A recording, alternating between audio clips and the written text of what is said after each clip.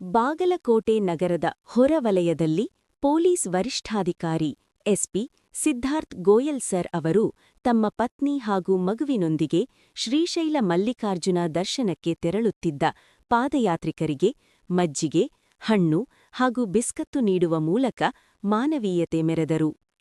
ಅಧಿಕಾರದಲ್ಲಿ ದೊಡ್ಡ ಮಟ್ಟದ ಸ್ಥಾನದಲ್ಲಿದ್ದರೂ ಸರಳತೆಯಿಂದ ಜನರ ನಡುವೆ ನಿಂತು ಸಹಾಯ ಮಾಡಿದ ಆ ಕ್ಷಣ ಅನೇಕರ ಮನಸ್ಸು ಗೆದ್ದತು.